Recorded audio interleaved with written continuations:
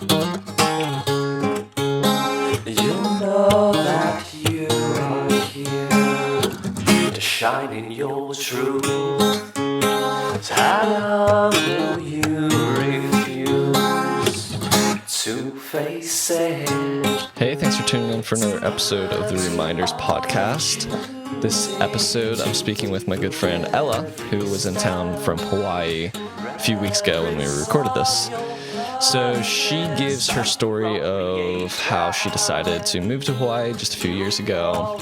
She's been kind of going back and forth, coming back to the States in the summers the last couple years, but mostly been living off the land in Hawaii. So we get the backstory on that decision, which I had never heard before, so it was a treat for me to hear that and to share it here on the podcast. Some of the topics we get into, we're sort of dancing around this recurring theme of the metaphorical nature of reality.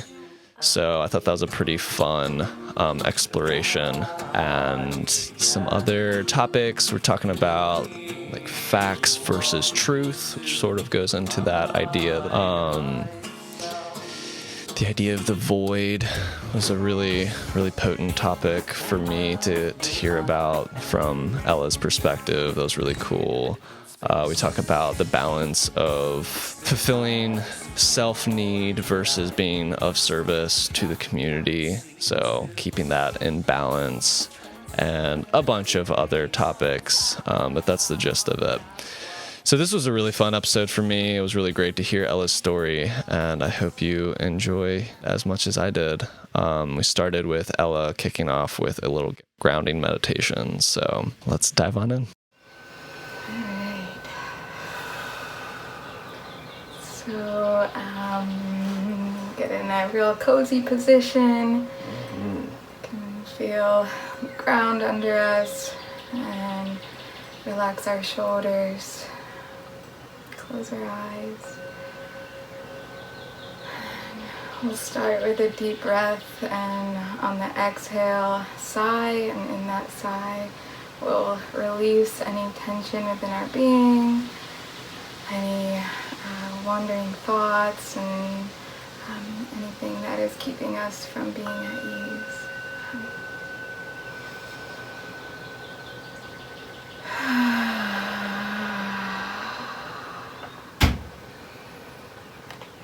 And one more of those.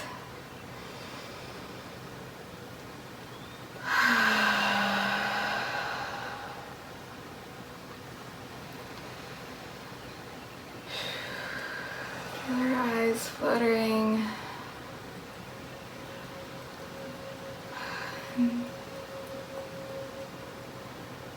Begin to envision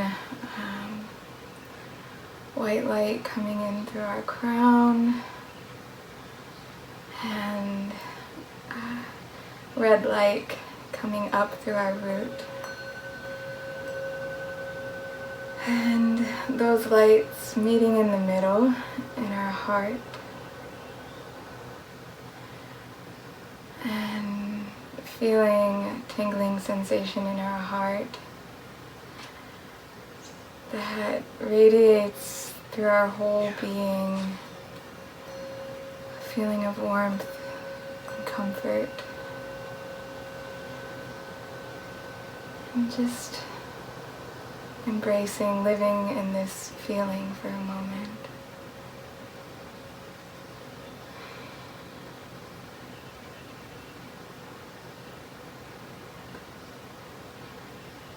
Imagining this energy holding us, holding every cell of our being.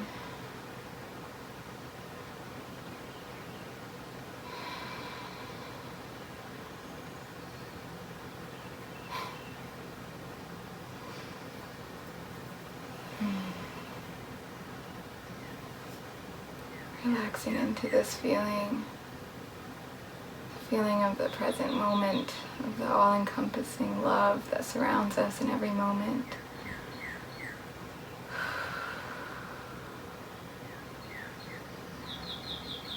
Letting go of any fears or worries or doubts, and just surrendering to this love.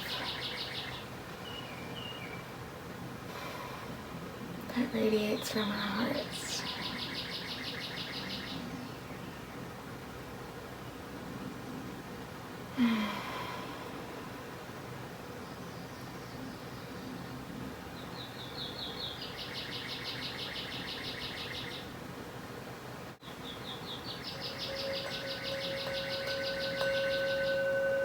Thank you. That was lovely. Yeah. Thank you for that. Seriously, I was feeling kind of scattered, so feeling a lot more grounded.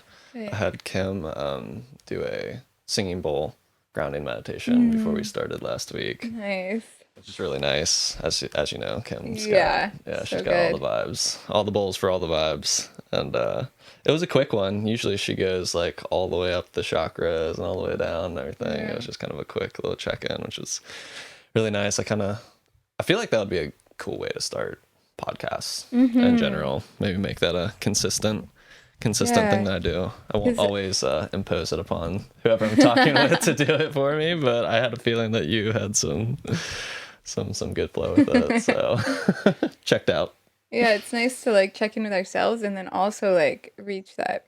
I feel like when we check in with our own selves together, it helps us reach that like common frequency. Totally. So we can be more in the flow with our conversation. Absolutely. Yeah, that's a really good point. I never really thought about it that way, but That's how I feel about oming.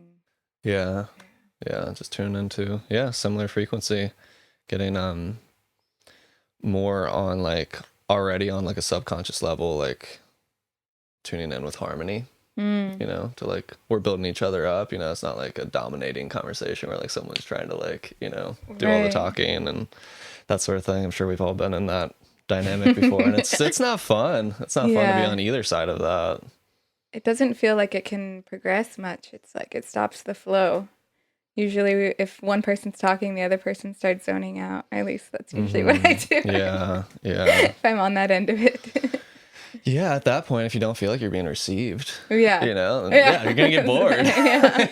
That's what a conversation's about, is giving and receiving. So, yeah, I don't know. It's weird because there's certain people that'll happen a lot with, and it's like I know that we can reach a common connection and everything, but it's like, yeah, it's hard to know when your words are like.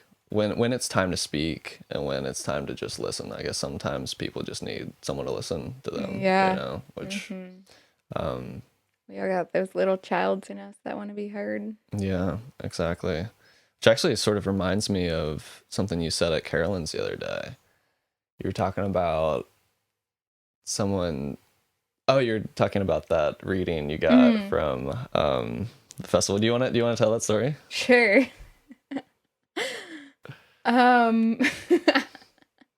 Yeah, so we were at the Rebirth Festival, and I was there with Lucinda and her 3-year-old Nora, and Nora ran into a booth because she spotted some gum. And so the guy gave her a piece of gum, and we just approached to retrieve Nora, and he proceeded to casually tell us that Nora was a white witch, Nordic white witch, I believe. Did he use the word druid at all? Druid, that's Okay. druid. Is that what it was? Yeah, and then he said that Lucinda is also a druid. That's like her ancestral line is druid, and he said, I see everything, and and if you want a reading, then let me know. And we just stood there, and then he just kept telling us things, and he expressed to Lucinda some fears that she had been facing, and gave her the confidence to face those fears, and expressed to her to tune more into her feelings instead of her knowing. And then he looked at me and reminded me that I am worthy of love, which is my like biggest challenge of convincing myself that I'm worthy of love. And then he told me to imagine to often tune into the fact that the whole universe is holding me all the time. The ground is holding me, the wind is holding me, the trees are holding me, my friends are holding me. And it's a really big one for me because I have been recently discovering and tuning into the impact that I had from not being held much as an infant, and how that has affected my life as an adult, and how I can heal from that and shift those patterns around that were created from that. So it hit right with the soul. And and he also shared that Lucinda and I have known each other for lifetimes, many lifetimes, and we're kind of partners and like soulmate partners, which we kind of always knew, but we just didn't have verification of that. And yeah, he also shared that in one lifetime we were moons dancing around a planet, which is really powerful. That's so wild. Yeah. And so since then we've been calling each other Moon, and Nice. it's like we feel this, like we are like the same but opposites, and so we balance each other out. And like in the past it caused a lot of conflict in our dynamic because we're so different, and we would disagree a lot. And now we like it, that conversation helped us understand that we're supposed to be different because we have to balance each other out. So it was really helpful for our relationship, and it was like really empowering for both of us. Yeah. That's it's a awesome. really cool experience. Yeah, I love that. So many things it makes me think of. Like,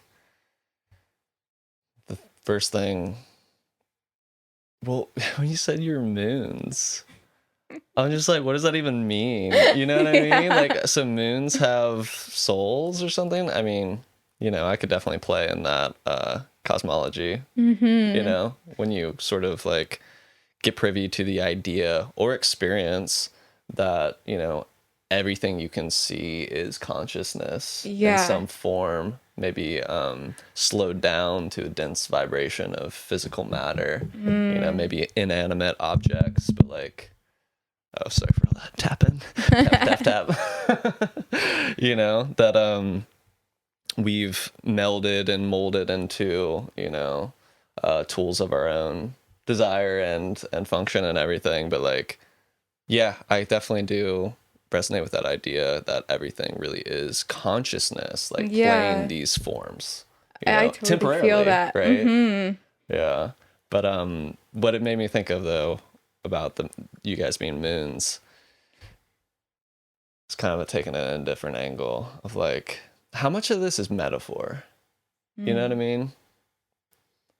Right. Like life in general, how much of this is metaphor? Yeah. But like specifically when we're doing readings or things like that, or talking about past lives even, like, I think that we can get caught up in like wanting to assert like a scientific factual mindset, right? The scientific method or pursuit is like looking to find verifiable like facts, and we even know that within that, facts are fluid. I weigh X on Earth, but my weight is going to be like less than that on the moon, Right. You know what I mean? Yeah. And like, okay, so you can zoom out and say, well, yeah, but that's just not the most real fact, so it's like, yeah, exactly. So like, where do you draw that line, but what was I getting at? So like that pursuit of truth and like wanting to be able to have it as like verifiable that time and time again it still proves itself. I think applying that to spirituality and to like the ineffable, the mystery, I think we can really catch ourselves in some webs by doing that, because I don't think that the mystery is a fact. I don't think truth is factual, Right. I think it's by definition, by its inherent nature, it is a mystery, at least from our standpoint, being in form, being human animals. Like, I don't know that we can ever, I don't know, I don't want to put us in boxes. I think maybe we can experience truth, but I don't know that we can ever really truly verbalize it or communicate about it. Yeah, I feel like it's more a feeling, and to me, it's like that feeling of love. And that's really all that I can know is true and real. And even that, it's like, I can't even describe what that feeling is. And we all have different perspectives of what love is. But yeah, for my personal truth, the only thing that I know is real and not an illusion is that feeling of love. And yeah, it's like, I feel that. It's totally indescribable. Mm-hmm. Yeah. But to just try to describe it, I feel you. Like, I know what you're saying. But being such a heady type of personality, like in my pursuits and exploration, like I've sort of developed a relationship with love that like even love to me isn't like the deepest truth. I think it's leading us to it. I think love is like synonymous with gravity. I think love is that force that like keeps us together, keeps the seemingly separate, the illusion of separateness within the illusion of separateness. It's the force, the mysterious force that's keeping things united. I feel that, it's a thing that connects everything and everyone. Right, and just everywhere. like gravity. Yeah. You know, literally like magnetizing us into the center of the universe, which is, you know, not one location, but it's like the center of the universe, you know, which is inside each of us. I think it's inside each of ourselves, you know? Yeah, that's true. Timeless. It's timeless. I guess the difference would be that gravity is like, love is everywhere.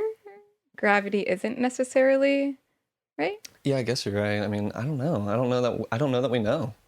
I guess we've been told that like in outer space and the void, that it's like void of gravity, but like certainly there must be. I think it's just different.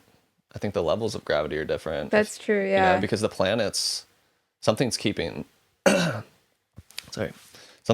planets and all the things in orbit. Yeah. And whatever. I guess you could say that's the solar systems, like the sun is such a dense gravitational pull that it's keeping these planetary bodies in orbit. But yeah, I guess maybe they're swimming in the void, which again, like maybe truth does go beyond love, you know?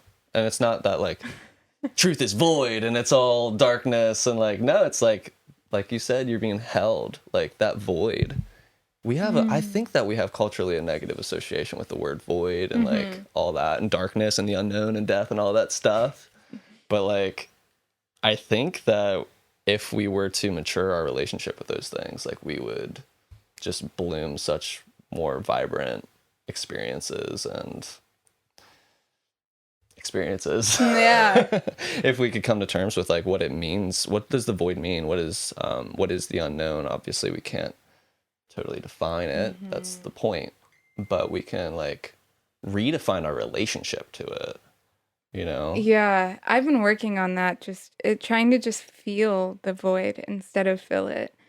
I know often I get distracted and just fill it with different things, but the times that I can just be like, okay, I'm feeling the void, let me just sit with that. Yeah. It usually transforms into something really beautiful. Exactly. I love that, yeah. One of my good friends calls the void God's butthole.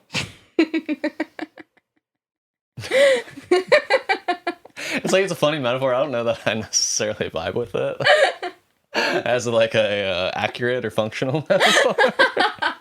I think somehow it's helpful to him. I love the void. It's God's butthole. Yeah, right. Okay, I can see that. I don't know. I don't know, because like the butthole isn't what holds all of the rest of the body. You know? I guess it does if you're sitting on it. Yeah. No, yeah, I don't know. That's funny. That's a good one. I think of it more in terms of like yin yang. You know, so like yin being the receptive force. That's probably the wrong word. Force, like the receptive energy. Much like a canvas, a blank canvas is the receptive medium it holds the for space. Yeah, it holds the space. So like we can't have beauty or ugliness or anything without the void, without the Right. canvas of being Yeah.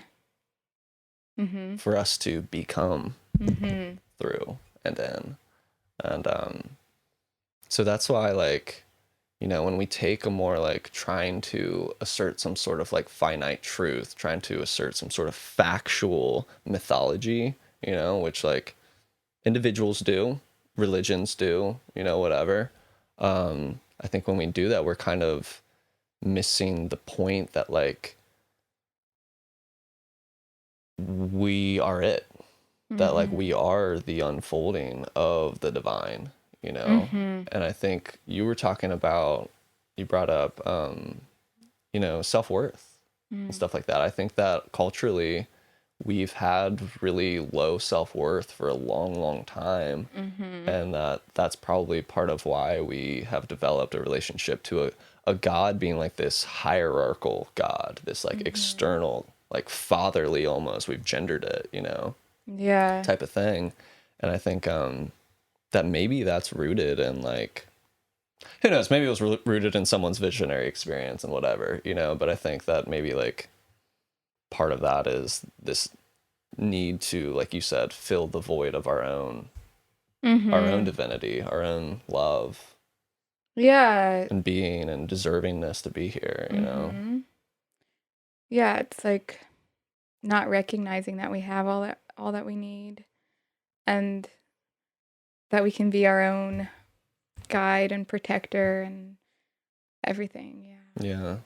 And don't get me wrong, like it gets freaking complex and convoluted. Like there's, the ego is one hell of a drug. I mean, you know, so we can definitely wrap ourselves up in patterns and webs of mental stuff. I mean, it's easy for me to talk about this stuff. It's not easy for me to change my habits or to, you know, change my relationship to myself and stuff like that. But that doesn't mean just because it's challenging that it's not worth doing. Right. You know, and you're inspiring me just by saying that reminder of like to feel the void rather than trying to fill it. That's a really great mantra to remember. For real.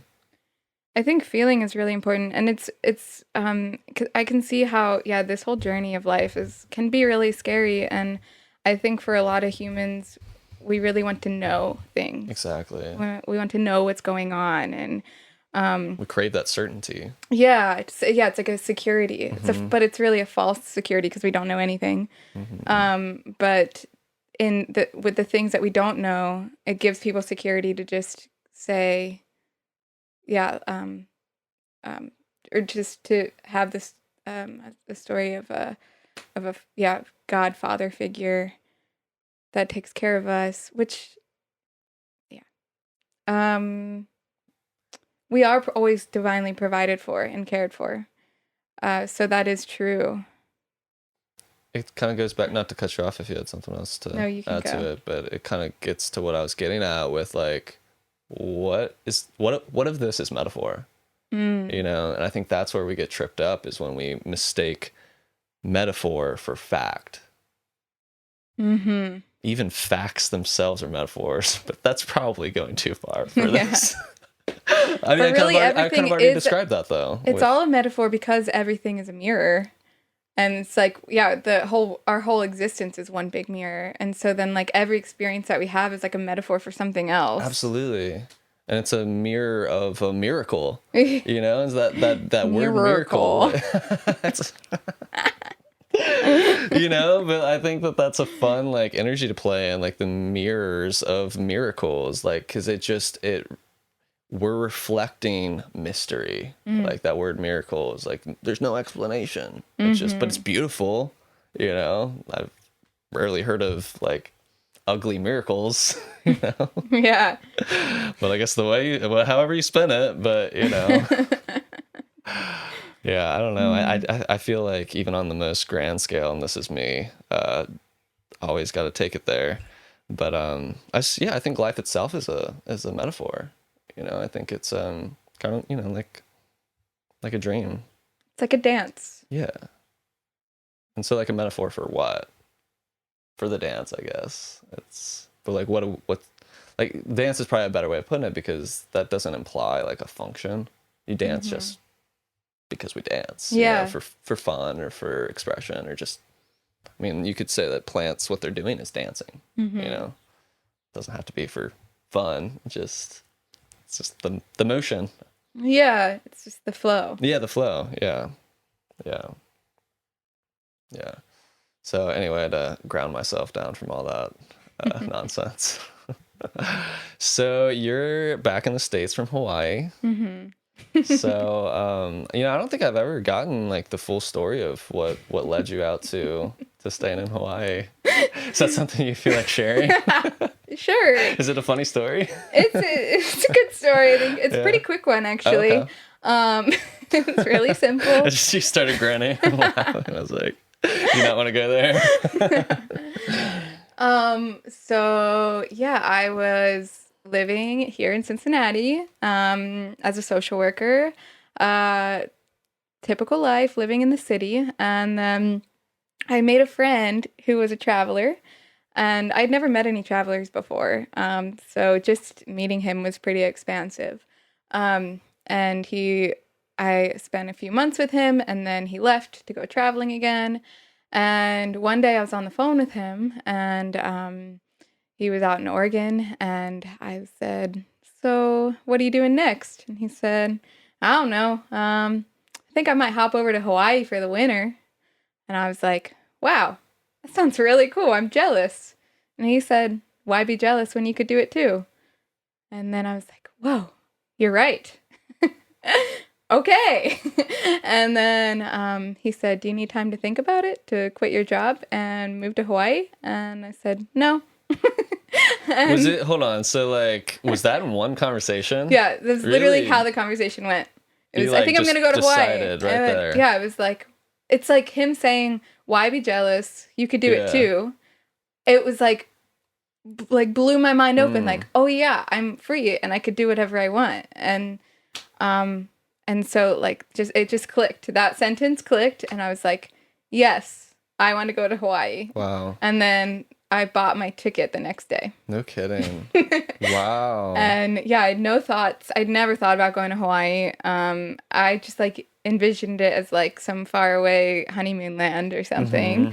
And yeah, I'd always had a desire to travel, and like a dream of getting a bus or something like that. And it always just seemed like kind of far-fetched, but I wanted it. But I thought, you know, maybe I'll just save up for a few years and be able to buy a bus and that sort of thing. And and this opportunity was just like, you just need the money for a plane ticket, and I already had that because I'd been working. And so yeah, it was pretty easy. Wow. So I just bought the ticket, and then that was the first step, was just buying a plane ticket. And then I had a deadline. It was like 3 months, where I continued working. I gave my notice the next day too at work. And then just started. I'm leaving. Yeah. Hawaii's calling. And they Goodbye. were like, "What are you going to do there?" And I was like, "I don't know." Did he know what he was going to do there? Did he have like people there that... No. Yeah. He was like a rambling man. Okay, He said he wanted to sit on the beach and relax for the winter. No kidding. Yeah, and I didn't have any intentions either, but I really I just felt this like freedom within him that I was maybe a little envious of, and I wanted for myself. And I've always been kind of impulsive. So Gotcha. Yeah, I just did it. And over the following months, I let go of all my possessions, and that felt so freeing.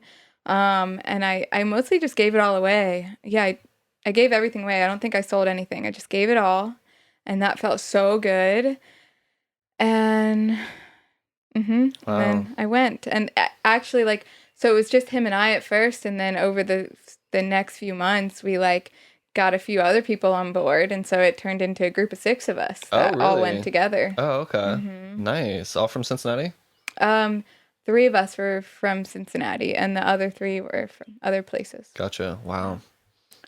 So did you not feel like there was anything really tethering you to Cincinnati? Like nothing that you really felt like, you'd already sort of rooted yourself into that you were like uprooting, you know what I mean? Yeah, it's interesting. Well, I had just met Language of Light, and that was a big part. I was like, I finally have a friend group that I feel like really seen by and supported by. This is something I've been wanting forever. Yeah. But I actually saw it as kind of like a test. And my job, like I really loved my job. I'd just gotten a new car. I had a really nice apartment that I loved. And then a really awesome friend group. So I was like really satisfied with my life here, actually.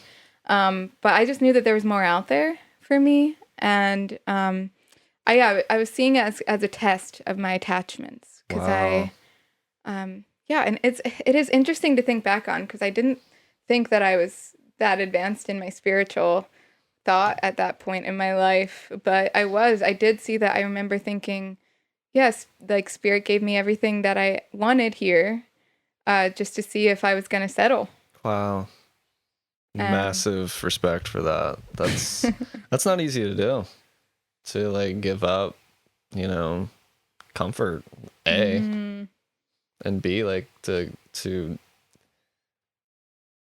say yes to the invitation to, distance yourselves from attachments. That's not easy. Yeah. Props. It was respect. Definitely thrilling. Yeah. Uh-huh. So what did you find when you got there? So many things, I'm sure. So much. Yeah. So we went with like zero plans. This was a big thing with my friend that was like guiding us all, because he was the traveler and the leader, or like not leader, but the decider to go to Hawaii. Yeah. He lived in the present moment, and he never made any plans. And so I like in the months leading up, I'd be like, so what are we gonna do if we, I had all these like fears, and he'd be like, we'll just see what happens. We're just gonna get, and I'd be like, what's the plan? And he'd be like, well, we're gonna get to the airport. I'm like, okay. Then what? But I just trusted. Yeah. I trusted so much. I just like really felt that this was what I was supposed to do. And I got to the airport. We first went to Oahu. So I actually went with just me and my partner at the time.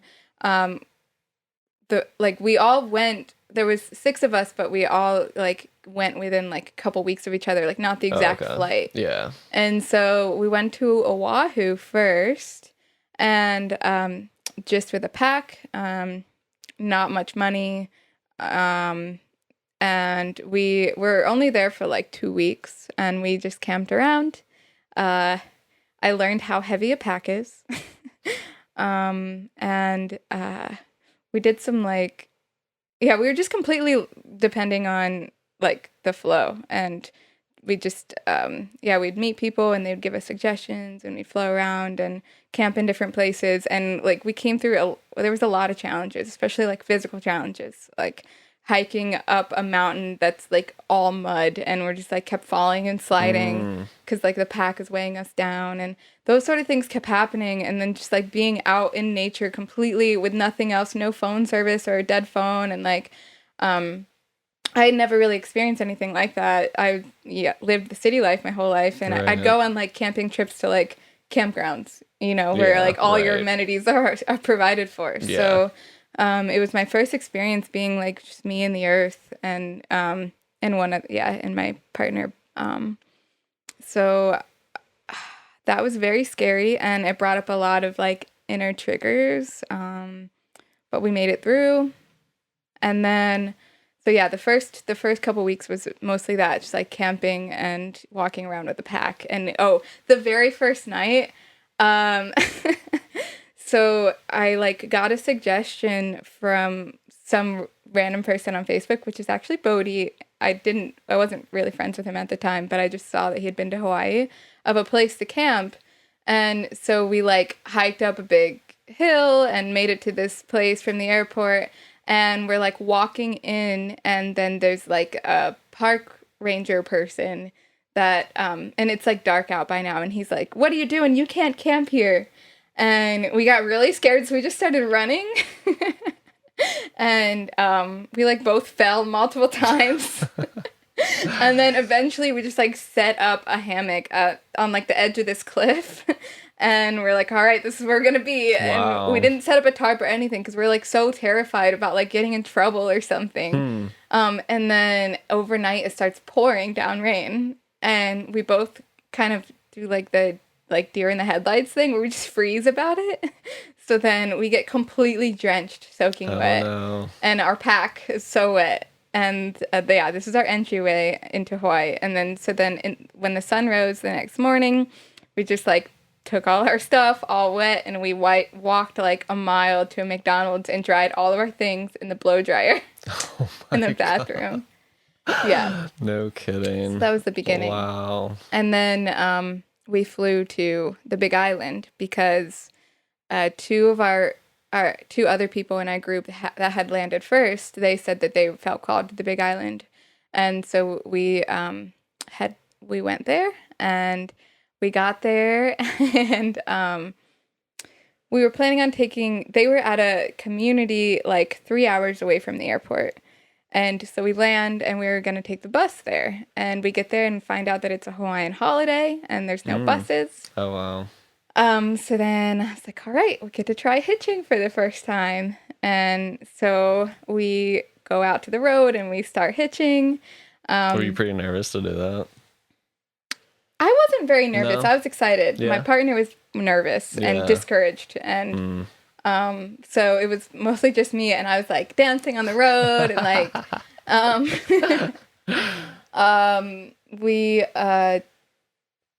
it actually started raining again too. So we're like, we're standing in the rain. It was like an hour that we're standing out there. And then eventually someone picks us up, and he pulls over, and he's like, welcome. And we get in the car, and his name's Pablo. And he's like, sorry, you gotta make space for I've got a bunch of plants in here. And we get in, there's just like a bunch of ganja plants. And like scooting them over and trying to squeeze in. And I'm like, all right, cool. And then he's like, where are you headed? And I'm like, I think it's called Puna. And he was like, perfect, that's where I'm going. Oh, and I was like, oh, nice. cool. So we got to ride all the way 3 hours to where we needed to go. How many plants did he have in his... Was it a truck? No, it was a Jeep, which Okay. actually, another cool story is that like a year later, I ended up buying that vehicle. No kidding. Oh, wow. So it was the first vehicle I ever got in on the island, and then it was my vehicle. And I That's had it funny. until recently when some unfortunate thing happened to it. But yeah. Gotcha. So he gave us a ride all the way, and it was really perfect. And it just showed me, it's just like things kept proving to me how provided for and guided I am, and we are, all of us. Yeah. And so that worked out really smoothly. He dropped us off at a grocery store where I met up with my friend, and then my friend took us to the community that they were living at called Cinderland. Okay. And we didn't know anything about this place. Yeah. I'm getting the vibe that it wasn't that great of a spot. Well, I get there, and I was like, wow. Oh my gosh, this is real life. It's paradise. Yeah. There's just like, it's in the jungle. There's fruit trees everywhere. And we like arrive, and people are like, here's a coconut, fresh coconut. Here's some juice I made with an orange, and here's a Rollinia. It's this like really tasty fruit that tastes like bananas and mangoes. And Oh, wow. I'm just like in paradise. It's amazing. And there's like all these fun people like jamming out, playing music, and it seemed really nice. Yeah. Yeah. Looks can be deceiving. Yes. How long did you end up staying there? 4 months. Okay. Mm-hmm. So I think we all got kind of cozy there, in a Yeah. comfort zone there. And So it didn't get weird right away? Or So I started seeing weird things pretty early on and getting concerned. But the rest of the people in my group didn't notice. So then I was kind of questioning myself and thinking maybe I'm just paranoid. Yeah. I didn't know this is where it's gonna lead, but it seems like We don't have to go there. And if you do want to tell me the story, we don't have to put this part in the podcast. I mean, I can totally talk about it. It's just really out there. I'm on the edge of my pillow. Just put it that way. I've not heard the story. So yeah, this land, it was actually, so like a week after we get there, it's the 20-year anniversary of this community. Okay. This guy had he basically pirated this area of lava. It was just lava, and then he brought in a bunch of soil, and then him and his hippie friends just started camping there. Okay. 20 years prior. And so for the 20-year celebration, he's like, we're gonna have a party.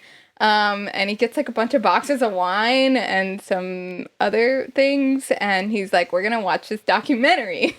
Okay. Party time. And it's a documentary about the place. Okay. Being a So they had electricity on this? Solar. Okay. Electricity. Okay. Yeah, it was really set up. There was water catchment and solar. It was to me, it was like luxury. Yeah. Like at one point I was living, and this is why we got comfortable, is because, it's like all of our food was provided for because of all the fruit trees. And then I was living in the goddess dorm, which is what it was called, which is this beautiful wooden home with a king-size bed with golden curtains and fairy lights and my own little kitchen. And it was all screened in, where I was just surrounded by the jungle, and I just fell asleep to the coqui frogs every night. Wow. And it was really incredibly beautiful. Yeah, that sounds lovely. Yeah. And it's walking distance to the ocean, and really beautiful part of the island. Nice. Yeah. So yes, this so you're man, watching the documentary. Yeah. His name is Jesus. Okay. Some people call him Jesus. I'm listening. Does he call himself Jesus? No. Not in so many words. And when I ask him if he thinks he's Jesus, he laughs and says no. However. But he really loves acting. Okay. He's super into acting. Yeah. He likes putting on a show. Mm-hmm. So this documentary, yes. I think it was a CNN documentary about doomsday cults. Okay. Yeah. And it was featuring Cinderland. And so Jesus put on this whole show for CNN because he also likes money. He calls himself the prophet for profit. Whoa. It's pretty transparent. Yeah. Oh, he's very transparent. He doesn't hide anything. So they film a documentary. This was it was 10 years ago. The documentary was filmed. Okay. But yeah, so we're watching it for the 20-year anniversary. And for clarity, this was about 2 years ago? Two before? Okay. 2 years ago. Okay. Yep, it was January, maybe beginning of February of 2020. Okay, gotcha. Yeah. So yeah, this documentary is about Cinderland, and he is in this whole role of in the documentary, he's Jesus. And everyone there thinks he's Jesus, and he talks about his prophecy, which is some sort of end of the world prophecy where this is so silly. I am so curious where this is going.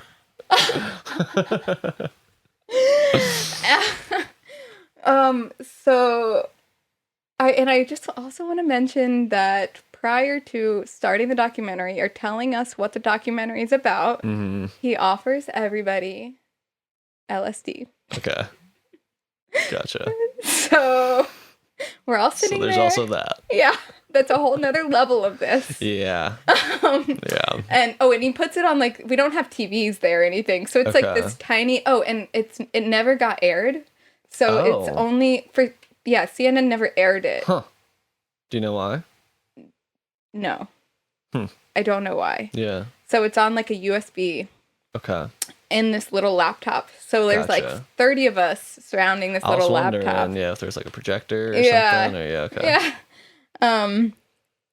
Oh goodness. Yeah. So you're watching this documentary from space. Yeah, from space. Yep. And yeah, and it's just like, I'm just like, is this? Everyone's laughing, and I'm like, oh, this is actually getting kind of weird. Yeah. And I'm like, wait, what? Is this my reality? Right? Am I awake? Is this a dream? What's happening? Yeah. So yeah, the documentary goes on to say that his goal in making money from this documentary is to build an ark. Like Noah. Yes, like Noah, Okay. because the end of the world was coming, and he was going to save as many people as he could, as many people that could fit on this ark. Wow. Yeah, because he is Jesus, and he's the savior. Gotcha. Yeah. Gotcha. So this is what was being portrayed in the documentary? Yes. Okay. But it's like all an act. It got really weird. It got so this was the confusing part. Is like he's like laughing, and this is all an act, and then everyone's laughing, and then but like at the same time, I'm like, is it an act? Yeah, it feels a little off. Yeah. And so that's mostly what I remember from the documentary is just like, yeah, a lot of dramatic recordings of him talking about his prophecy and everyone around talking about how amazing he is. And then his mission to build this ark. So he does end up using the money to build an ark on the land. Now that ark has been taken apart and turned into a yoga studio. Okay. Since then. Yeah. So that was the beginning of my Wait, so he got money from who? CNN. They paid him. Why? Because I don't understand. Is that what CNN's doing? They're paying people to come up with crazy stories for them to make documentaries of? yeah, I guess so. Wow. I mean, I knew they were in the entertainment industry, but I didn't know it went that far. Yeah, I'm very... I mean, jokes aside, I'm really curious why they paid him. I know. It's really so interesting. And, like, when you look it up, you can see, like, you can Google and see, like, snippets of the documentary, but you can't find the whole thing. Yeah, you could totally do your own research if you're interested later. So what happened the rest of that night or the rest of your time there? Was the rest of the night weird, or did you just kind of breeze it off? Like, yeah, everyone was just like, ha ha ha, that is so funny. Yeah. You're so funny, Jesus. Yeah. Yeah, and honestly, that whole time period of my life is like one giant dream. I could see that. And yeah, it's like things started getting weird. In so many ways, indescribable ways. Yeah. But it was, this is interesting. Okay, I've never thought about this, but it is very much a microcosm to the macrocosm. Sure. Wow, okay, this is clicking for me. It was totally like a metaphor for the Matrix. And it was like I was the only one waking up. And so, when you start your journey of awakening and you think you're crazy and you're like, whoa, what's happening? No one sees what I'm seeing. That's what happened. And so then, like, for a few months, I was there like, something weird is going on. Like, this is not okay. Yeah. And then all my friends were just like, what do you mean? We're living in paradise. It's amazing. Oh, man. Yeah. Oof. Yeah. Starting to feel like a Black Mirror episode or something like that. It totally was. Yeah. And then one day I finally was like, I can't anymore. Oh my gosh. Okay. Sorry. Go ahead. You go. No, go ahead. I'll remember.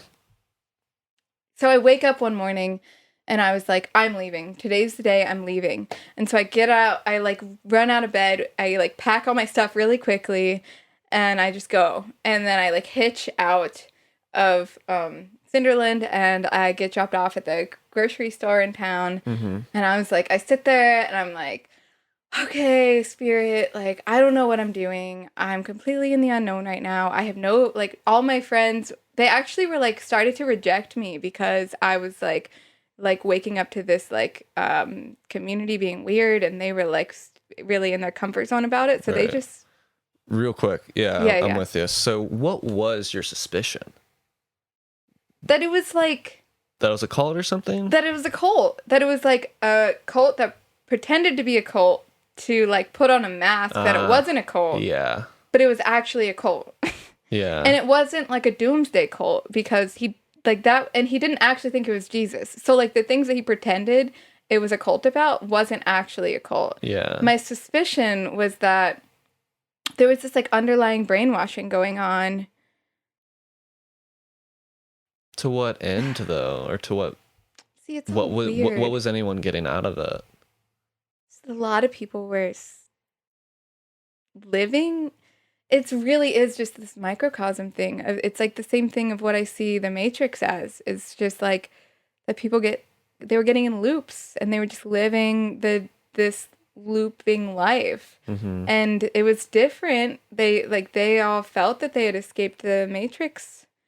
But it was still really mundane, even though it was different. Like people were staying in their like little shacks, and they were just like doing their work trade. So you didn't have to pay to live there; you work traded, and so they would just do their work trade during the day, and then they'd go back home. And then like everyone, there was a lot of like alcohol usage and like other things that when I would go, or I just started noticing. Yeah, it just really felt like a loop. It was starting to creep me out. Like the conversations, everything was just looping, and yeah, it just felt like this like endless spiral that like no one was getting out of. And I just felt like I could see it all and no one else was seeing it, and that was freaking me out. So I guess, well, there's a couple things coming to mind. Like, first of all, you're speaking about this loops, mundane, people just kind of working just to live or whatever. So at first my thought is like, well, what do you like expect? I know that sounds... What do you expect? Like, or like, what's your desire? Like, what would an actual ideal culture? Because I mean, cult is another word that just sort of gets a bad rep. Like, what is a cult? Like, right? I mean, culture. What's the difference, right? Yeah, it's a word that people are like afraid of. Yeah, because there have been certain cultures and groups of people that went crazy and all had like suicide pacts and stuff like that, so like I understand why there's fear in that. But again, who knows what was going on in their minds or souls? Like there's no facts here, so I mean I get it. No one wants to see their family member get all swooped up in a culture that ends up ending their lives together or something. Like, yeah, of course that's ugly, but anyway, there's a lot of culty behavior in all sorts of different pockets of society. I won't start pointing fingers, but you all can find your own examples. Yep. So yeah, well, I guess my question is like, so how could it have been like better for you? And then I started to answer the question myself. I was like, well, I guess like you didn't feel like you're like spiritually growing at that point. Like, were there weren't lessons, there were just loops? Is that how it felt? I was going through a lot of growth, because it was kind of like the void, actually. It was really, there was a lot of dark energy there. It's like what I would call dark energy. I mean, ego shit. What? Just ego stuff. Yeah. And just everything's really intensified on the island, because it's like a volcano in the middle of the ocean or whatever. Yeah. So energetically, everything was really intense. And so there was like what some might perceive as dark work, but the whole non-duality thing, it's all the same. But it was like for me, it was an energy of rebirth. It's like that dark mother energy. Where like, oh, go ahead. Describe that. I was wondering specifically what you meant by like dark energy, and like is that what you're about to describe? Okay, dark energy. Like what things were happening that felt like spiritual were people being taken manipulation? advantage of and stuff? Spiritual manipulation. Like, there was a lot of people that would arrive there with like these fresh, like fresh on their journey, fresh on their spiritual journey, people that are kind of just like looking for a guru of sorts. And then there'd be like people that appear as gurus because of the way they hold themselves, their charisma, or the way they dress or something, or all the knowledge that they have and that they can spew out, that don't have pure intentions, that have more self-serving intentions. I see. Power, greed. Gotcha. I just wanted you to kind of, Yeah. And so then I was witnessing a lot of like young, naive, new, fresh on their journey, very malleable souls. Yeah. Impressionable. Yeah. That's the word. Yeah. So there was a sort of mythology that was being spewed by maybe the higher ups in the community, so to speak. Like, was there like lots of talk about like, I don't know, the Matrix or something, like, oh, we're free here, like that type of thing? Okay. Yeah, there was. And everyone had their own, it was almost like twisted perspectives of spiritual truth. Okay. Like, they would use it to manipulate, like very common spiritual truths. They would use it to manipulate. Okay. Yeah. But I don't know, through all of this, I got to the point of my view of non-duality. So there was a moment in here that I was in fear about it. Yeah. Where I was still living there, and I like there was multiple times that I like really wanted to leave and get out, and I was feeling afraid. But then it was like that was where all my friends were. That's my only home. I was afraid. Yeah. And I also didn't know how to leave. And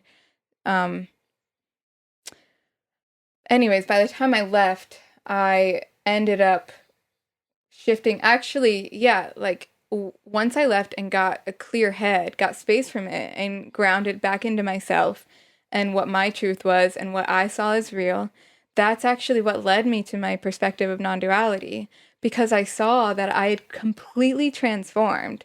Like, I feel like it was like my time, like in a cocoon or something, like where it was so dark. It was some of the darkest months of my life, but like I completely shed like so much of my own cage, and I'd freed myself. And if I hadn't gone through all of these like weird, mysterious, kind of dark experiences, I wouldn't have been freed as I was. And even some like moments that my ego perceived as life-threatening were like made me so much stronger in myself and my trust in my own connection and protection from source.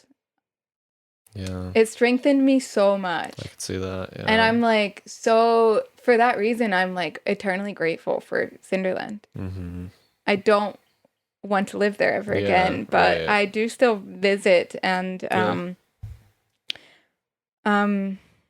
not often. Yeah. Are there a lot of people that are still there from the time that you, other than like the higher up, so to speak? A few people. Yeah. Yeah. And it's really not. It's so weird. It's not as bad as I was perceiving it. But it's because my perspective shift into non-duality to where I see that it's all like playing a role. Yeah, it's all playing a role. And yeah, even like especially people in like people fresh on their journey, they have to learn what's the word? Discernment. Yeah. And this is like it's like a crash course for discernment. Yeah, I could see that. Yeah, Sure. and there's just like so many characters come through there that like you start to see like you start to be able to see through the illusion of like these like spiritual characters. Yeah. Yeah, I'm just getting a big like you said, metaphor and microcosm. Yeah, it's Because it's like, obviously I don't know exactly what was going on, the ins and outs of whatever was going on there. But the fact, I don't know how to describe it, but I feel what you're getting at with that being a microcosm, and like kind of that we'll call American society a macrocosm of that. So like me being in a macrocosmic version of that, basically what you were calling the Matrix, right? And we could get deep into different definitions of the Matrix, but I think you were basically talking about just like mainstream society, capitalist, materialist mindset, paradigm and stuff. Yeah. So me like being in that, and so many people in that, kind of like, what does a fish say about the water it's swimming in? You don't have any other reference point. That's kind of just, that's it. yeah. But you had sort of a reference point because you were fresh on this island. You did experience what it's like to just be with the earth for a couple days or however long that was. Yeah. And then to find yourself in a community again that was like basically different shades of the same shit, right? Like it was basically the same type of lifestyle, working to live here, earning a living, right? By how you spend your daytime, and then nighttime, maybe, you said drinking alcohol and just like, whatever, like still having your separate space, disconnectedness. Yeah. And so then that being like a more, I don't know how to put it, but just like a more obvious mirror to you. Like, is this what I want? Whereas like me and all the different fish swimming in the ocean of capitalism, like we don't necessarily have a, what's the word I'm looking for? Or phrase I'm looking for? Fresh air, like a glimpse of something else to like reference, like, oh, is this how I want to live? I mean, of course a lot of people are waking up to, we don't want to live in a capitalist loop forever, because we also see that loop doesn't go on forever, that loop actually results in the destruction of our planet and our habitat, and it's not a sustainable way of living. But yeah, it's hard to get out of when you're in it. Like it's just as I was saying there, where I was like, this is where my friends are. Yeah. This is where my bed is. I am like, I can come here every night and know that I have a place to stay. I know that I have food to eat. And I feel like that is the trap in Babylon too. It's like, to have a place to sleep, to have our basic needs met. Not to mention all of the things that we are tethered and attached to, family, like you were talking about, the early phases of, getting privy to what's up, awakening or whatever you want to call it, like one of the first phases for a lot of people is that feeling of like isolated craziness, and like no one wants to be that dude in their family that's like, yo, we need to like exit society, at large, like, but someone's got to do it. That's what I wanted to say, but like, I don't know. I mean, I think there's different approaches. There's ways of restructuring, and it's like so how do we create solutions? There is a clear problem, and we're not the first to speak on it, so I don't think I need to delve too deep in what the problem is. I think we all have a sense of what the problem is in American society, let alone global society and capitalism and materialist paradigm. To me, that's what a lot of this boils down to. Consumerism, capitalism, all that stuff is like, I think the root of that is this materialist paradigm, which is what's taught in schools. This idea that, matter is fundamental and that consciousness is just this random, like, fluke. That's basically what the scientists that we're all creating authorities out of anytime it's convenient to us for our, whatever's going on in society, listen to the scientists type stuff, like the scientists don't even like verify my own consciousness. I think it's a fluke. Like my existence is a fluke to the scientists. Like I'm not going to put that much credence into, whatever. So I think that materialist paradigm to me is like a big faulty foundation for a lot of this stuff. Yeah, we're taught to prioritize the materials and consumption. Yeah, exactly. And that is somehow gonna fill the void. That's really all it's about, is filling the void. So it's like, buy this new thing, and then it's like, yeah, we get like convinced that will somehow fill the void, because we all feel this void, all of us.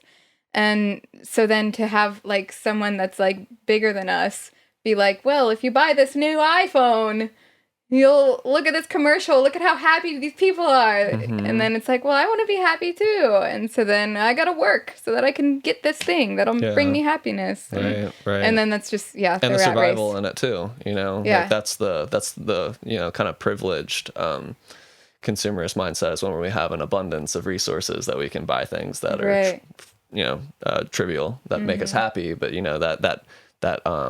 that threshold of that we all need to be playing the game just to have basic needs is what you're getting at before, basic needs. Yeah, house. And, But I don't know. I real quick want to take it to the metaphysical. Okay. Because that's what I do. Okay. You said, we're all, it's all about filling the void. Like zoom all the way out. Like that is what life is, right? That's what existence is us filling the void with something rather than nothing. And because time is an illusion, like I don't believe that it happened that like once there was nothing and then God came and made something out of nothing. I think it's this like the toroidal field, it's this infinite loop that was not made and cannot be destroyed, but yeah, we are creating something out of the void, out of the infinite canvas of being that we've been calling the void, so it's like and any option goes, right? You can create anything you want in the infinite space of existence, right? So we've created, planets and suns and these monkey stories of what's right and wrong and all this stuff, So I think, really reorienting ourselves, really grounding ourselves into what do we want to focus on creating in this life? I can't go back in time. I can't go to the Godhead and like rearrange it. Maybe I can. I shouldn't put myself in boxes, right? But like, as a human, that's not what we have access to. We do have access to the words that we share, the energy that we share,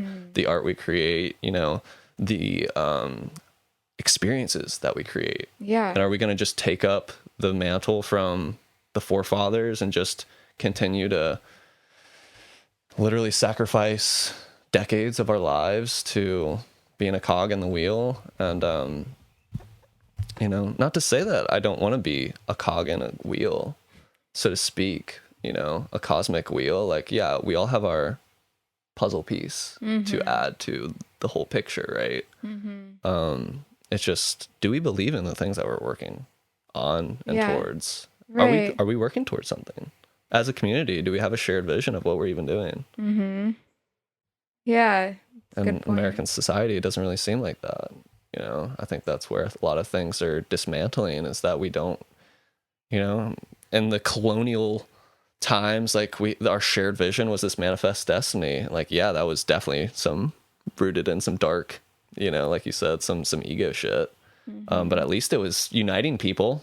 Some people, I mean, it was, genocide for other people, but, you know what I'm saying? That like, now we're just like this big police force of the globe. It's just like, what's our shared vision as a country? What's our shared vision as a global community? Just to increase the bottom line every year. Like, that's not sustainable. That's not even fun. Yeah. Yeah. And really, I mean, like, we're all so, most people in society are so much wrapped up in just meeting their own needs, their needs for survival, that they don't even have much space to think about what this unified vision might be. Exactly. And yeah, and like, It is true that we totally create our own reality, and our energy is like so precious, and that is what we have to create the reality we want. And so many people are just like, they use all their energy to work 40 hours a week so that they can live in a house and feed themselves. Yeah. And so then that's all that they're creating, is just to maintain this house and maintain the survival. And to maintain a lifestyle that goes unchecked. Like you said, a lot of people don't have time and space in their energy field to consider, what am I even working toward? What is my job like doing for society? And obviously there's tons of people that do work really respectable jobs that are, serving humanity in really beautiful ways and necessary ways. And then there's, of course, a lot of, I've worked jobs that were just complete BS, just like, this isn't serving anyone except for some CEO somewhere. Right. But even, honestly, even in those jobs, because I was a social worker,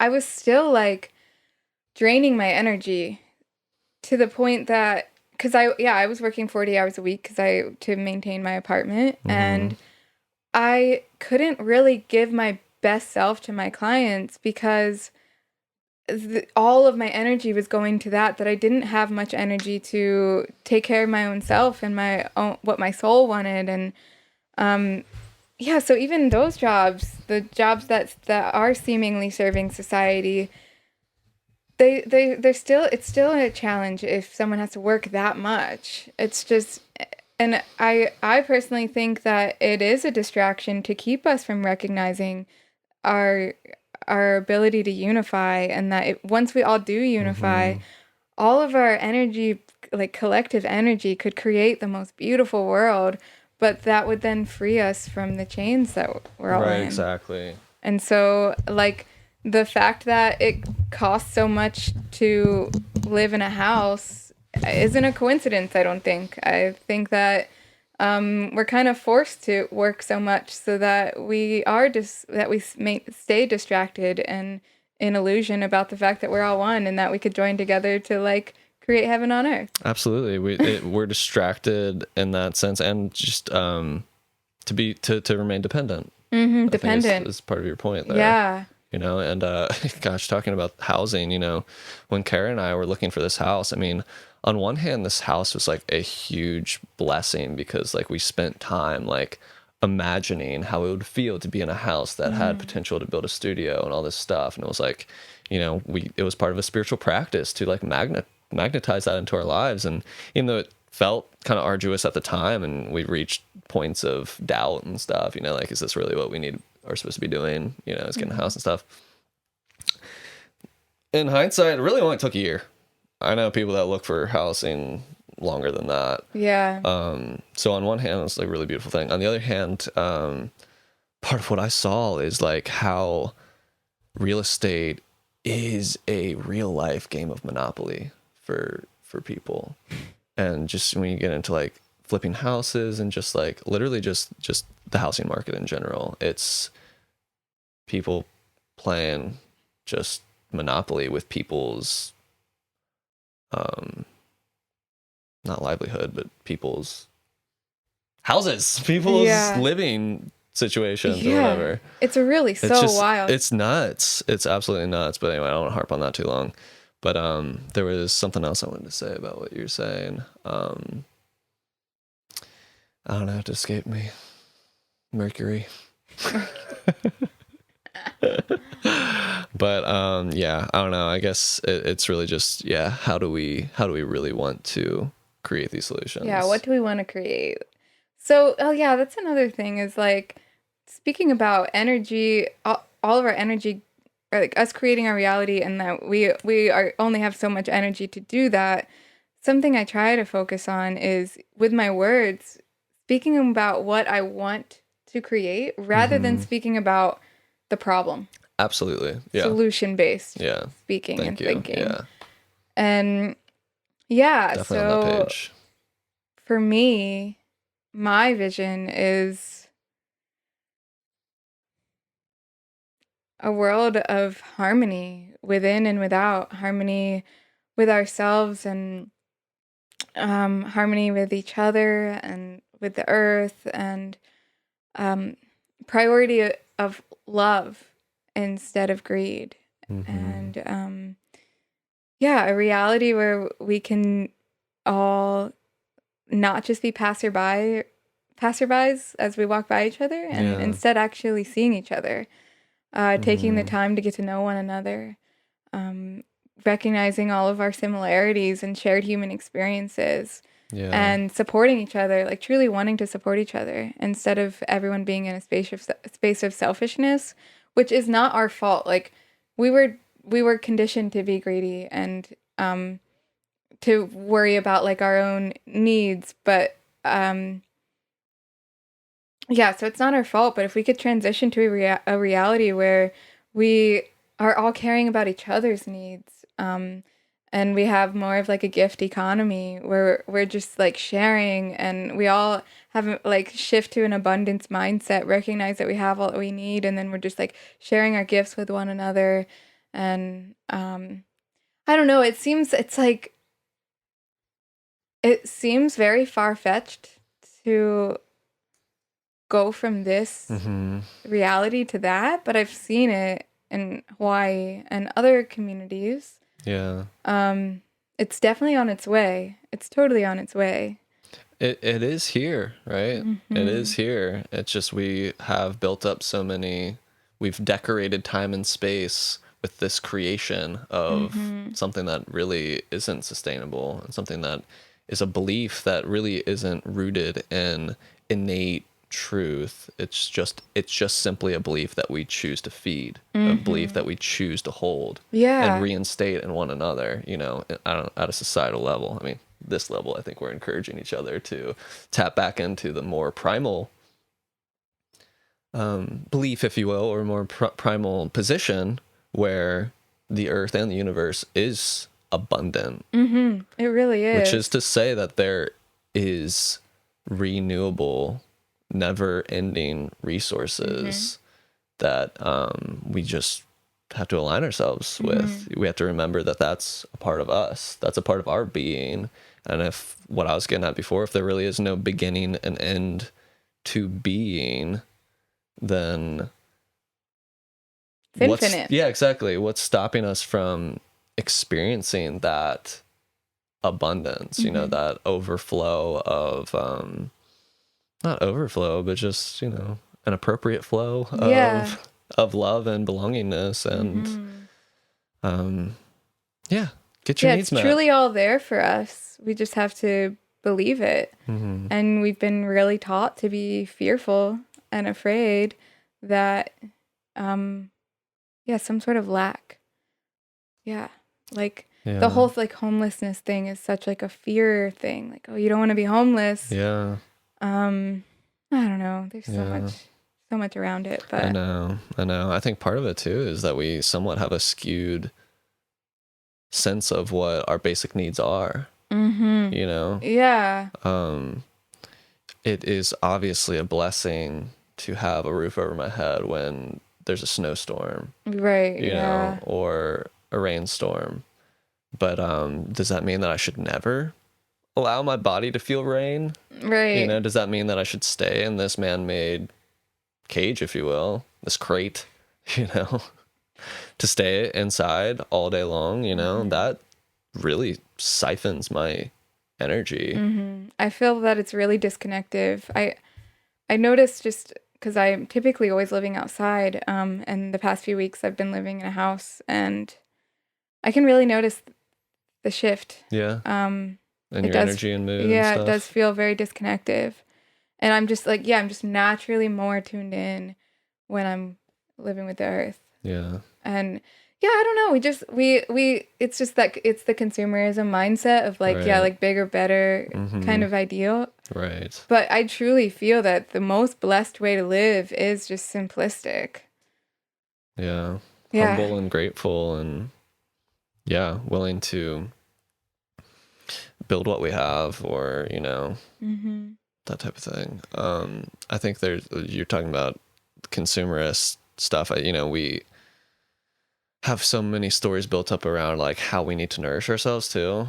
And I have a suspicion that we probably don't need to eat 3 times a day, or at least what we're eating 3 times a day, or 6 times a day, or 10 times a day, or whatever it may be. God knows I've had those days. You know? But you know, like, how are we nourishing ourselves? And there's so much around this idea of, you know,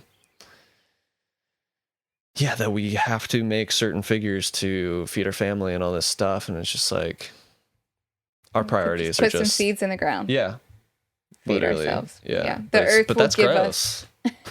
Like, what? You want me to eat grass? You know? So we've really distanced ourselves from the natural flow and from our biological relationship to the earth. Yeah. You know, I was just talking to my little brother on an episode a couple times ago. I don't know what order we're at this point, but the one I just released this week. And he and I were talking about how much things have shifted just in our lifetime. You know, like, he was born in 2006.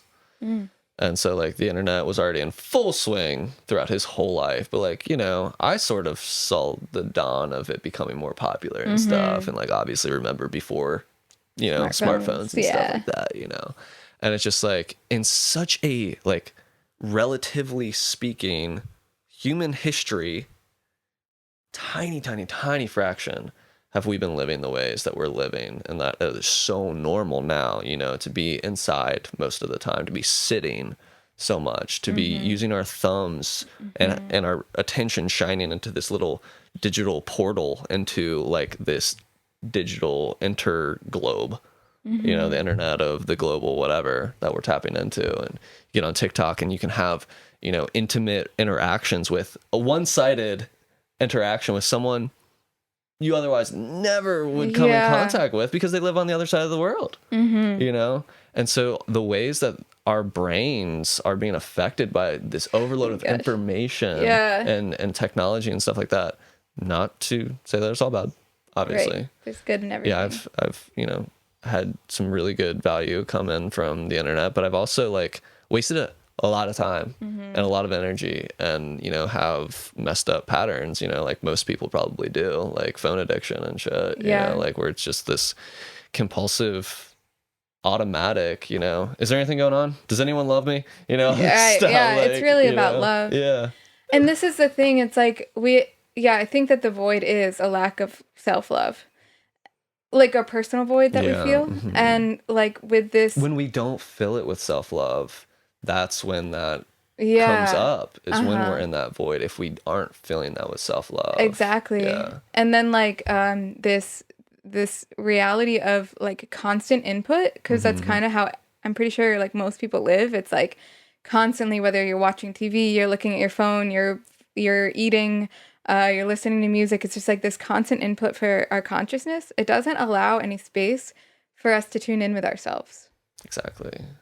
And that's just, like, the most powerful thing, is to tune in with ourselves. To tune into ourselves and to tune into the earth. Yeah. And that was actually what I was trying to make a point of, was painting that whole picture, is that, you know, only in this tiny fraction have we been living like this. Our biological bodies, our DNA, our genes, you know, need to have our naked feet on the earth. We need to be exercising and using our bodies daily, because that's how these machines were developed, evolved, you know. We are intelligent, you know, inter-evolving species. So I know that we're adapting, but at the same time, like, we have to, the body, just like the emotions, you know, are slower than our minds, right? So the biology, it's going to take time for evolution to catch up with our technological evolution, you know. So we have to be gentle with ourselves, and, like, definitely don't be beating yourself up for phone addiction or any kind of addiction. Like, our bodies are,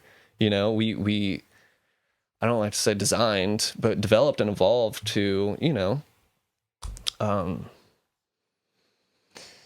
to favor sugar and sweetness and that type of thing in fruit, because it was, historically speaking, more rare, you know. And that's the way that the earth communicated to the human that this fruit is good for your energy. It's sweet, it excites you, you know. And now we've, like, isolated that one exciting thing, and we put it in everything. But we took out the fiber. I almost think or of it as anything like healthy about it. I almost think of it as like, sugar, any type of nutrients being like the item within a package, and we historically and biologically speaking have been eating the whole package, right? And our body knows how to unzip it, if it's like a zip file on your computer or something like that, like our body knows how to unpackage that thing and integrate it in ways that make sense biologically. But when each part is important for our body. Yeah.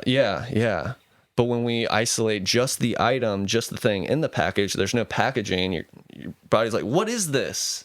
Like, what do I do with this? I don't know how to just have the nutrients. I need the fiber to like know how to do. That's not backed up in any science, like, whatever. That's my intuition about how it works. But I think there is something to that, Yeah. Just like when you isolate cocaine from coca leaves, like entirely different experience, whatever. Caffeine from coffee or from green tea, like, you just taking energy shots of like straight caffeine, like it's different. It's different. Yeah. So anyway, my point is, just like we're biological like animals on the earth, and I think we've forgotten that. Yeah, I definitely think most people have forgotten how animalistic we really are. Yeah. And how we really are one with everything.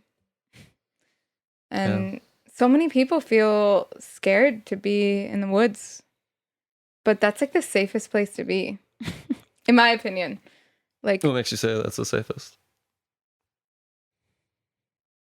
I don't know. When it's just me and nature, I just feel so held. I feel like I'm in the mother's womb. Wow.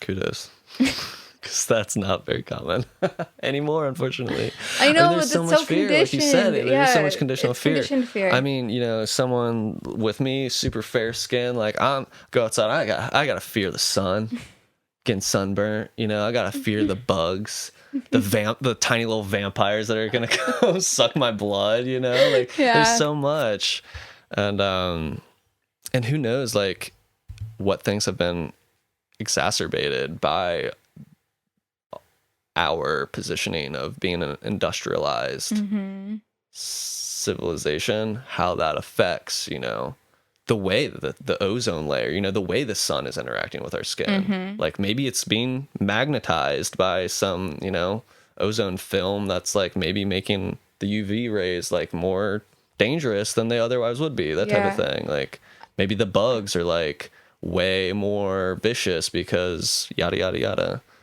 I also really believe that, since we create our own reality, fear attracts what we are afraid of.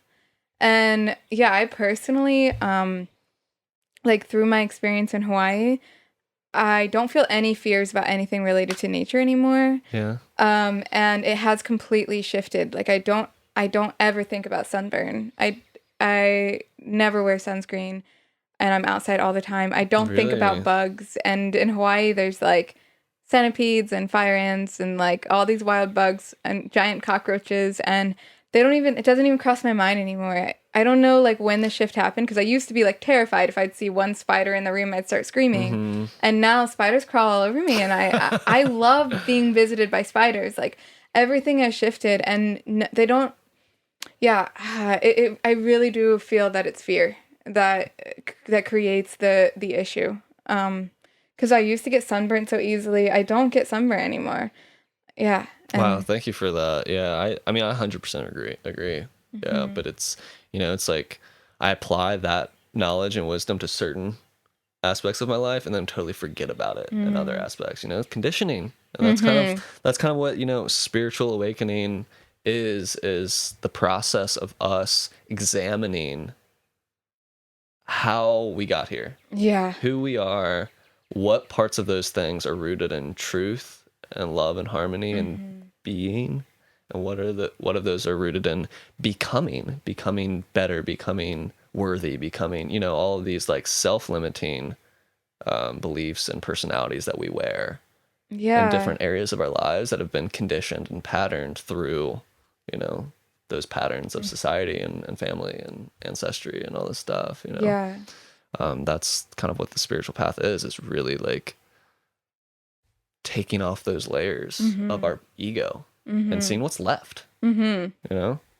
Yeah, and tuning back in with our child selves and like, I don't know, if we like think about like a child, a pretty like young child before a bunch of fears are placed onto them, they're just running wild and running through the creek and like playing with bugs and swimming in the creek naked. Yeah, it's like there's no thought because they're just living in the moment. There's no fear. Yeah, and so much. It's so conditioned, the fear.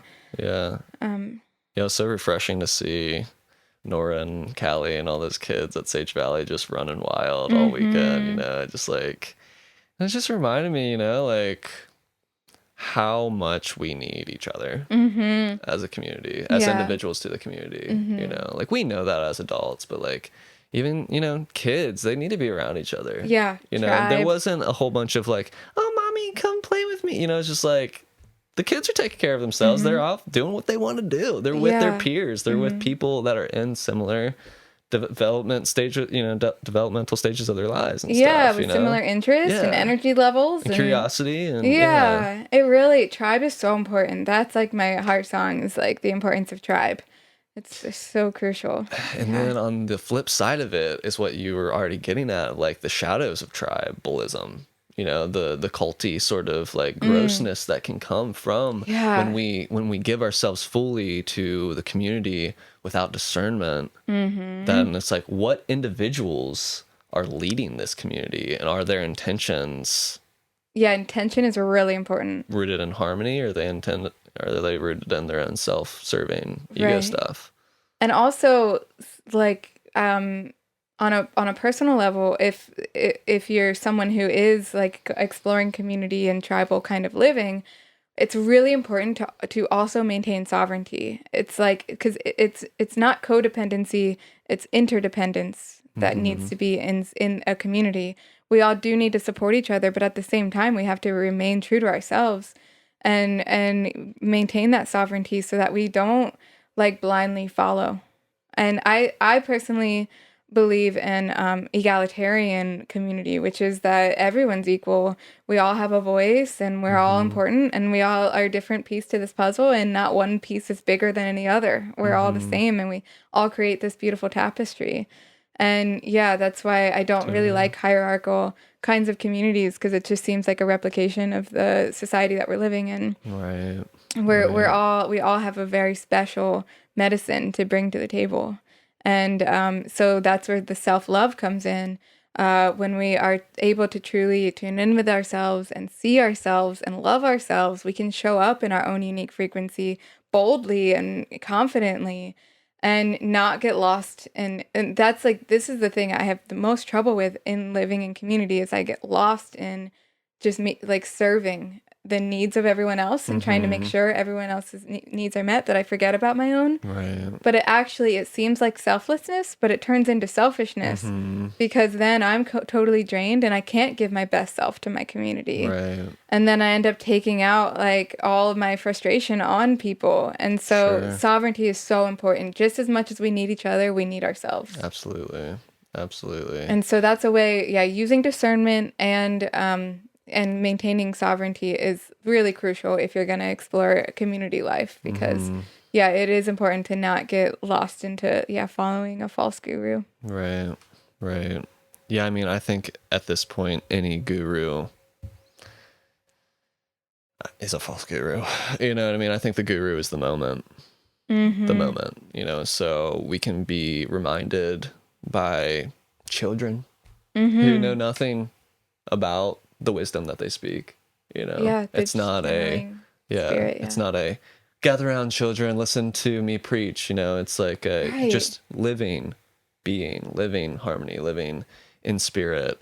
I think I suspect, and maybe I guess I probably heard this from someone, going into the age of Aquarius out of the age of Pisces, that like part of that is that I feel that we're evolving beyond the need for a guru. Because in the age of Pisces, the rules and the pattern of being shifts, right? throughout time.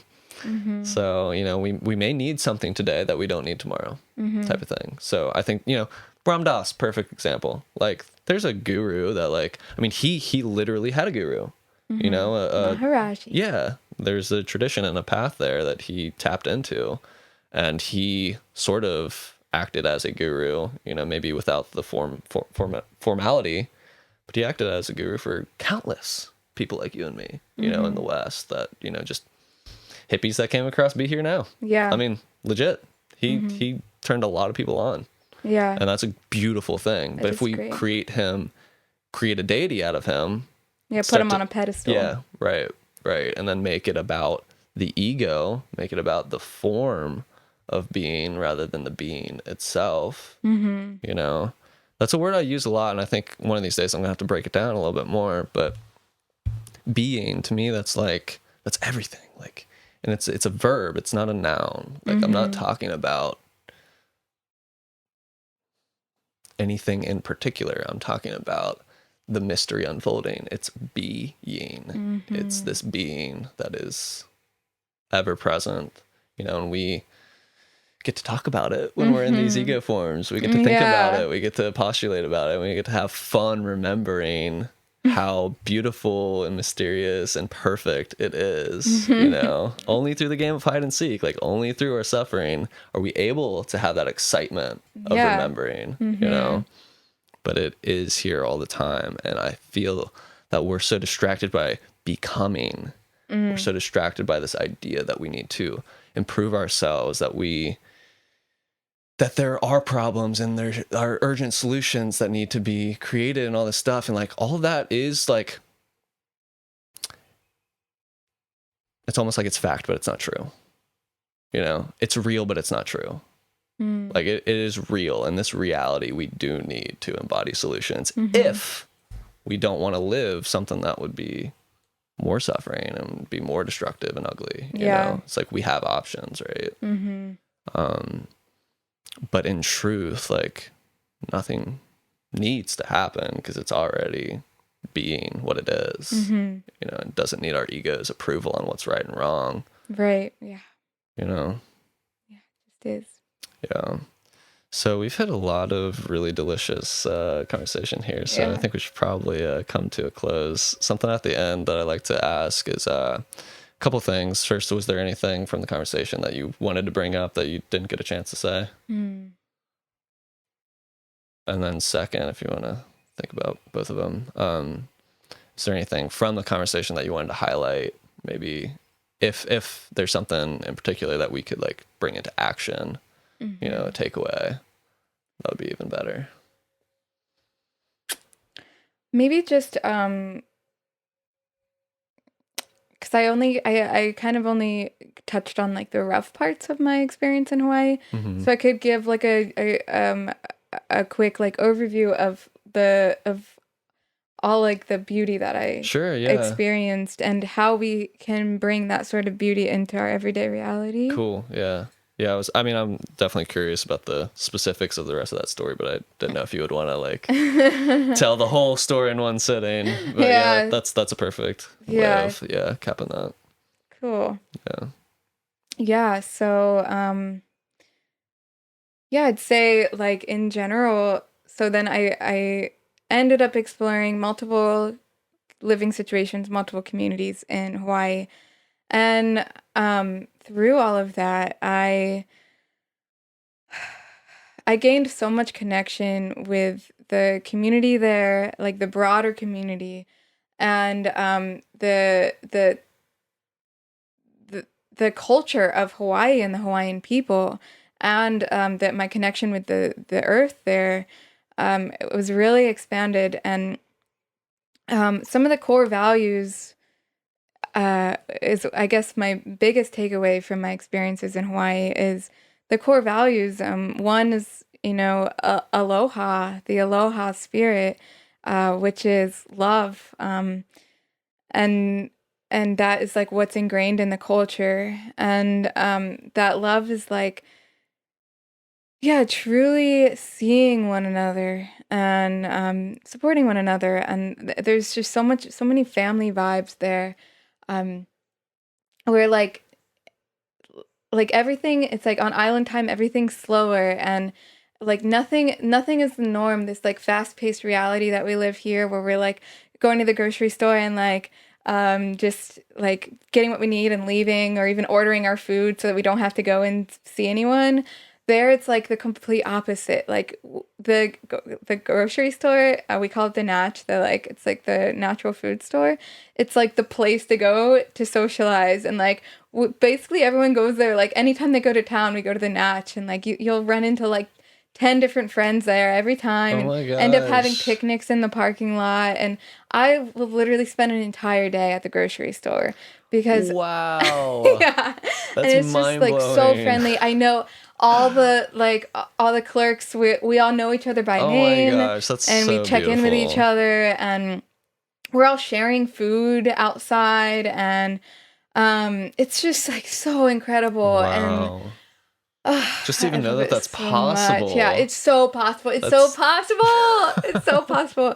Oh my gosh, it's God. really real, and I know it's like it's really happening there, but I know we can bring it here, and everywhere, all over the world. Yeah. Just yeah, really like slowing down and tuning in with ourselves and each other is so important, and really like check, like not just saying how are you for a quick conversation. How are you? Good. How are you? Mhm. Good. Like it's like how are you, and then really taking the moment to be present with someone and see how Mhm. they are. And we're all so isolated in this reality, and I think that's like the biggest problem is the isolation. And so like one thing to take away if you're listening is just to really be present with one another as much as we can, and to just slow down. We don't need to get everywhere on time. We don't need to get so many things done in a day. We can just be. All we really need to do is be, and everything else is going to take care of itself. 100%. 100%. And yeah, if we could just like feel that love in our hearts and share it with the people around us, we can make big differences in this world. Yeah. Thank you, Ella. Mm-hmm. Yeah. I mean, you're so right that isolation is like a serious epidemic. Mm-hmm. Honestly, this whole podcast is like my reaction to that. You know, it's an attempt to like, it's an excuse to have great conversations with my homies, you know, first and foremost, you know, and if I can share that with anyone, if there's 5 people on the internet that want to tune into this vibe, like it's here for them. You know what I mean? Yeah. And yeah, it's so easy to get isolated on the internet, which is just so ironic because it's the sense that we're all connected. And we are in spirit all the time. We are, you know, connected. We're always connected. But we've set up these we've facilitated this distraction for ourselves. And I just wanted to add one thing to what you're saying is like to, you know, to be present with people is like you don't, and you said like to just be, and you don't have to be anything in particular. You don't have to be beautiful or put together. Like, and that's my problem is that like when I'm in my hour of darkness, to quote Paul McCartney, you know, like I isolate even more. Like I don't want to be seen. I don't want to be heard. I convince myself that I don't have the energy for it. You know, like the last thing I want to do is something that like is already out of my comfort zone. Is like hitting someone up, you know, like especially like with my voice, like having a phone call or something like that, you know. But just to let someone know, like, yo, I'm feeling funky, like whatever. Like, I'm sure even if they're like feeling worse than you, they're probably going to be elated that you're reaching out and want to connect. And that's going to immediately lift both of your vibes. Yeah, I think a lot of people are programmed to hide their shadows. And that's what brings, like, that's what encourages people to want to isolate when alone. But I mean, when feeling sad, to just be alone. But really, we are all in this together, and we're all experiencing very similar things. So if we could just like take our masks off and just be our real, raw, authentic selves, we'll start to notice that we have a lot more in common, and and that will help us with unifying. Yeah, 100%. Cool. Thank you so much. Yeah. Thank you. Mahalo.